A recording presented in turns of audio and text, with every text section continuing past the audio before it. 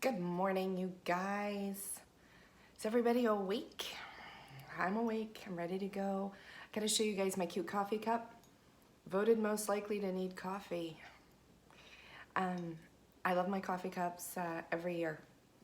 At Christmas time, somebody gets me at least one good, clever coffee cup because, I use them every day. I hope you guys are getting through Mercury retrograde. Things are just really running smooth for me. I just think that it's been beautiful and time to go. Do you ever feel like maybe I need music in the background? I wish Facebook and everybody wasn't so much of a stickler about music in the background. It'd be more fun because that's how my morning usually starts. So guys, there's last few days have been some pretty tough energy. I'm just gonna warn you that today's not gonna be much better. It's good though, because whenever we have hard aspects, then I think that it gives us a chance to pull back and kind of spend some time inside and reflecting and growing new things. I wouldn't say growing new things unless you're into growing stuff. But anyway, I'm just going to dive right into aspects today because I'm running a little bit behind. Oh my gosh, I'm running behind because I decided to snuggle my husband too long, but it was worth it. It was worth every second. So into aspects today, I pulled out 4 that I thought were kind of significant, and we can talk about those really fast. Venus is square to Pluto today. Squares are kind of hard aspects if you don't know, and basically if you make a square right here with your hands, right, and just pretend that they're not working super well together, trying to shove each other into a tighter box, and they're not the greatest of aspects, but that's what you have is Pluto and Venus. Now Venus is all about your about love and affection and beauty, your intimacy. So, and then you got Pluto. Pluto's just all power, power and very, very, very powerful. Talks a lot about resources, finances, stuff like that. Hold on, let me see who's messaging. And so when they're in a square, you've got a potentially difficult aspect that's going on today. So keep in mind that the energy that's going to come across with this is that you probably are going to have some conflict, not even conflict, but just resistance. I like that word so much better than conflict. You're going to find some resistance maybe in conversations that have to do with money or who's in power, and who's in charge, how to use resources that you have, right? So if you're in a relationship with a significant other, that this energy tends to create some tension over who gets to decide things. So not necessarily like a hugely bad energy, but there it is. And so you want to look for any time that you feel like maybe you especially are trying to force somebody into a box, and do you need to be in power? Do you need to be the person in charge of whatever interaction it is? And being in charge is like, I don't know, the dumbest thing. Sometimes it's easier to just be the quiet person in the room. Funny enough is that very, very often when you have Venus and Pluto, I do coaching too, so I get feedback from clients that a lot of times they're fighting about sex too. So because in sex we have to give up our power and be vulnerable, and all of a sudden you've got people who are having a conflict over that power feeling, like whether or not they feel out of power, whether they feel like they need a little more power in the bedroom. So look out for that, because that actually comes up pretty often.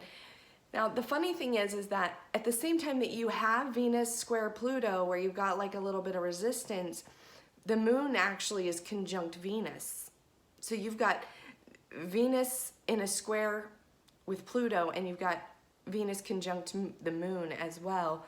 And remember, guys, this is all in transit, so these are passing feelings. This isn't who you are. The only way to know basically what's in your core and like your planets, what runs you on a daily basis, even without, outside of transit, is to have your natal chart done. And we can do that. You just have to reach out to me, and it's so fun to find that out. But so back to this, you've got moon conjunct Venus today. And so the moon is your emotional self, how we deal with emotions, how we solve problems. Now, when the moon is conjunct, right, we're just going to talk about how it's the ruler of our emotions and the ruler of how we express our feelings to each other. And it's conjunct Venus today, which is in rule of love and affection and beauty. And so you're also going to feel like a strong need to be lovey and caring and affectionate to your significant other, to people that you care about. So do that. I keep telling everybody that when you're feeling these loving feelings, that can shut down any tension quicker than anything. You guys have heard the phrase, kill them with kindness, kill them with love. And so you want to do that. But the only thing that is the caveat, that I always give you guys a caveat, the only thing that I would say, though, is that when you're feeling really emotional and loving and you're looking for something to feed that, so when the moon is conjunct Venus, you want to be super careful not to don't go shopping. Just don't go buy anything, because we tend to buy on an emotional reaction during a time like this. And we don't actually buy for logical reasons, for need. And a lot of people will like just scream out of their budget to buy something that makes them feel good for today. So be aware of that, that these emotions can make us feel that way. So anyway, we also have Mercury sextile Uranus. Uranus is all about sudden change and innovation and feeling independent, right? And so we've got Mercury that's sextile Uranus. So guys, Mercury is communication and travel and teaching and learning. And so when it is sextile with Uranus, that creates an opportunity for you to be very, very vocal about innovative ideas, original ideas. You're going to want to talk about things like, oh, you know what would be a great idea? That person is under that type of influence. And this is a good time. This is a good time to sit down and write the book, write the ideas down, work on a patent, I don't know, whatever it is that you're doing, go forward with that. And then if you need to share your idea in the right way and in great lighting and with new ideas, talk it out, write it out. Like I said, any type of communication, if you need to write an email, do that, because original ideas are going to come out. And then the one that I'm most interested in, because I was noticing this energy in some friends of mine, one especially. I have a shadow and it's following me. Is that the moon is square Saturn as well. So you've got the moon is conjunct Venus over here, but the moon is also square Saturn today. And Saturn is a tough energy. Saturn for me affects me far more than Mercury or Mercury retrograde. So let's think about this.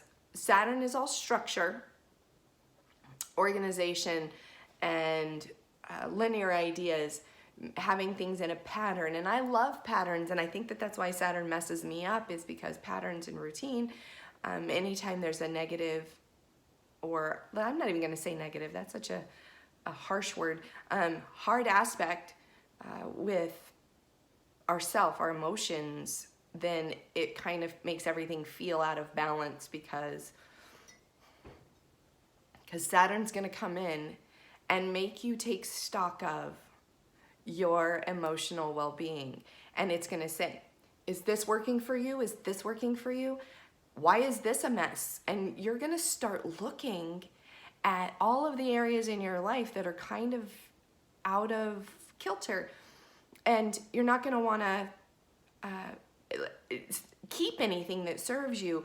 And that's a super hard thing, guys, is to take an emotional accounting of your life right now.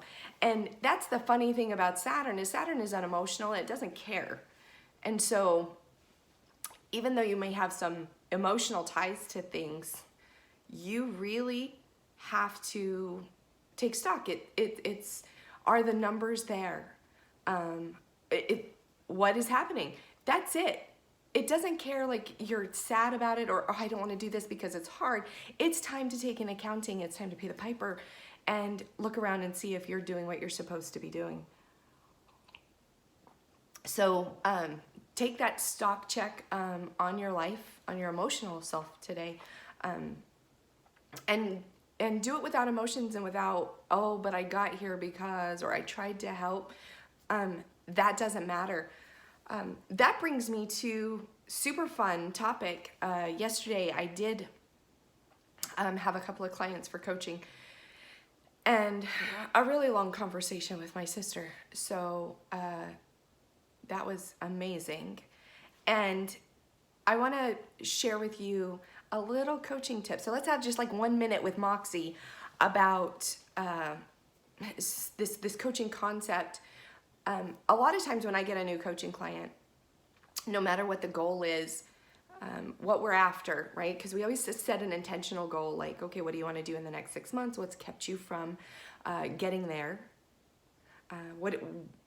What's your biggest roadblock?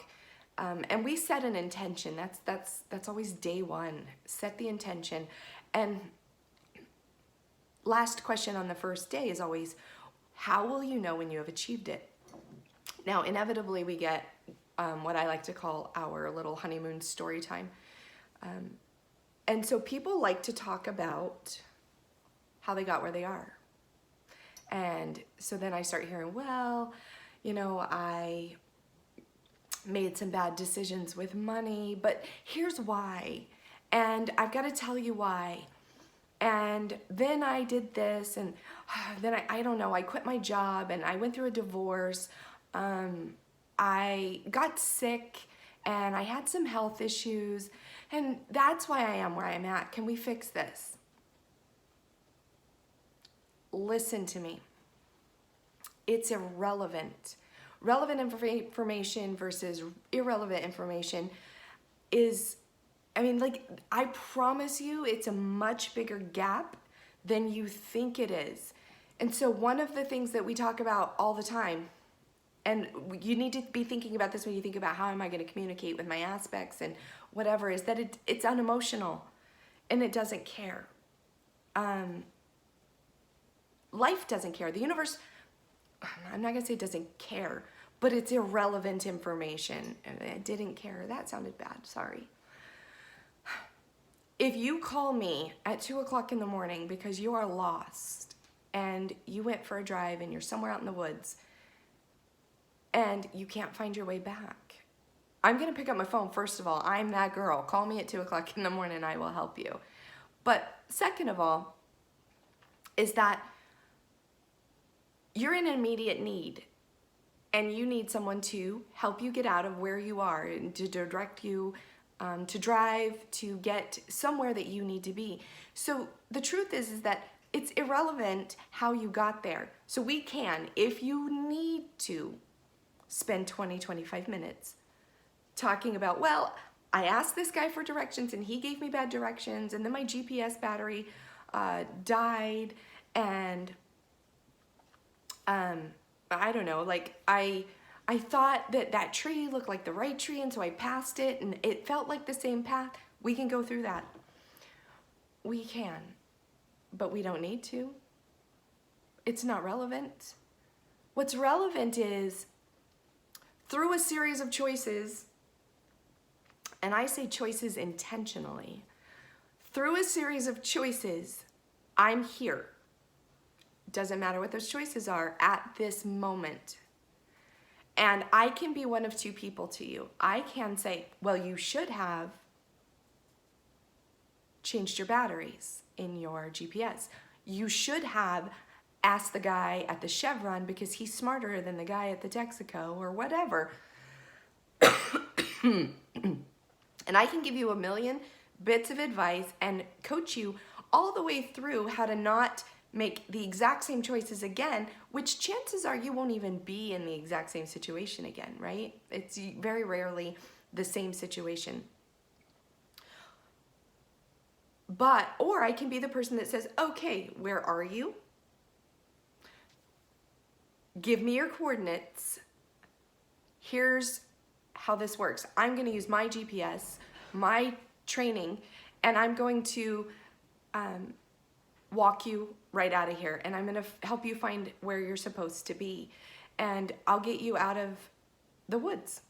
And then once we're there, we're going to talk about how to build the tools to get out of similar situations, because you're never going to make the exact same left turn. You're never going to run into that same guy at the same Texaco, because you're smarter than you think you are, right? You already in the back of your head know, and we don't need to talk about that. We don't need to talk about the fact that you learned that lesson. You know you did. Your subconscious mind is learning these lessons as you go along.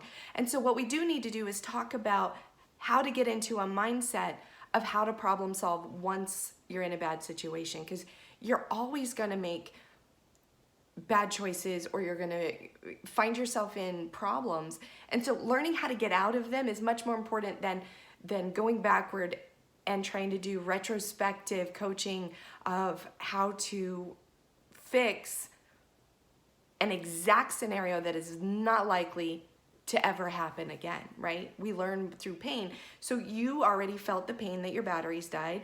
I don't need to tell you that. There's so much that doesn't need to be said. But I do need to tell you, hey, the next time you find yourself in this situation, here's some resources that you can use that you don't actually have to call anybody.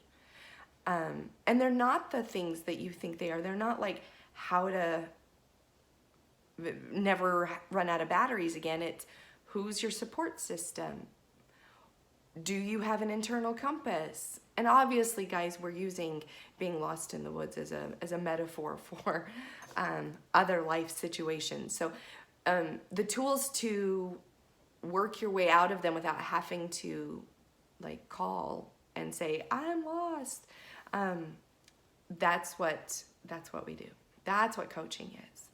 And so think about that the next time that I call it like word vomit. Like, how much information does the other person need? Do you need me right now? If you need me right now, don't tell me about what just happened. Let's do this from here. And so anyway, that's just my opinion from Moxie this morning. I thought it was a really relevant topic, and I hope that you think about that, especially if you're looking for some guidance or coaching.